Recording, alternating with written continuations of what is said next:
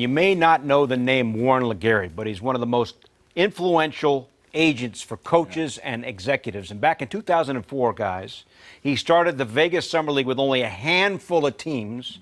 And now, 15 years later, it is the epicenter of the entire NBA universe during the summer with every single team participating. Just evolved in so many ways. Like, Summer League is a thing now. Like, I get calls from friends that, you know, NBA writers and reporters, and they always text me or call me like, "You're going to Summer League this year?" I'm like, I haven't been yet. I got to go. I'm missing out. Yes. I know you're giving me that look. Like, what are you doing with your life? I have to be there. People ask me, what do I miss about being a writer? I miss those 10 days in Vegas. Wow. Because the whole league is there. It's like a convention. And it's coming off of all of the moves. Well, that's right. It's the energy's already there. It's waiting for you. I mean, think of, like, I remember, how many different things in 2010 after Omari and then Ray Felton and all that stuff. But the summer of 2012 when the Knicks made all those moves as well, and everybody showed up in Vegas. That's the thing. Is the players come to Vegas, the new signings show up. Everyone's there. There's so much energy. And, you know, and Wally knows this too, his father, Walt Zerbiak, used to go and scout for the ACB over in Spain. So he'd watch a lot of games. I'd sit with Walt Zerbiak and watch basketball, which that's an experience too. Yeah. I mean, the stuff that he sees and talks about different players. But you'd go as a reporter, you'd go to cover the games, but the games were almost secondary. Yeah. Because there was so many people you could talk to. There was one day I remember I walked up into the crowd and I talked to Doc Rivers. And then he had to go, and then there's Tom Thibodeau. So I started talking to Tom Thibodeau. But 5 minutes later, there's Patrick Ewing, and I'm talking to Patrick Ewing. Wow. And in my head, I'm thinking to myself, like, this is amazing. You're just filling your notebook with stuff, and you have different stories. And again, the experience of where it is, obviously Las Vegas. Although it is July, it's about 115 degrees. You're not outside. You're in the gym. Yeah. Cox Pavilion is a smaller gym, and then obviously Thomas and Mack. And there's games going on all the time. It's genius. It took a while. Warren LeGarie, the other thing I'll say about him is, when you go there, no matter who you are, including myself, he'd see you, he'd welcome you. He was a great host. He appreciated you being there. And even as this thing grew, he always made sure to take the time to appreciate the media who showed up and that covered this event. And now it's live on ESPN to open it. There's so much coverage around this event, and it's a fun thing that the league does. But it's also your first look at rookies, which is why so many people are interested in it. I miss going.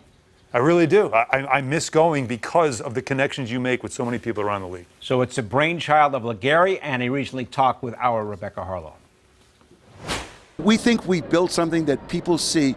May not be an NBA game, but they understand it's an NBA experience, something they can't find anywhere else, especially for the price point. $35 for adults, $25 for kids.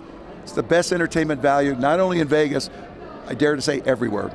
So the earthquake threw everybody for a loop the other night. Yeah, right. What earthquake? But what was your initial reaction to that? Because that's kind of had to be a scary moment for you, a little bit. All right. I'm from San Francisco. It's called Tuesday, Wednesday. That's all it is for us. What it was, first thing you're thinking about is there a chance for anybody to get hurt? Literally, your first instincts. We actually do a pre-meeting before Summer League begins with all the potential disasters that could happen, and we always want to make sure we're prepared for every event. In 15 years, we haven't had anything like that, even though we had a Blake Griffin dunk one time that did shake it. So what we've gone with, and we've re-edited so it looks like Zion came and dunked, and that's when everything started happening right after that. I wish that was the case. And also, no, it's the case. We're going. Got it. But when something like that happens, how did you guys make the decision that, okay, the game is going to end now, the win goes to the Pelicans because that was the score at the time? Walk us through how you come to a decision like that. It's just something that Knicks fans really hadn't seen before. You know, with our partners, the NBA, you know, they have prepared for a lot of stuff as well.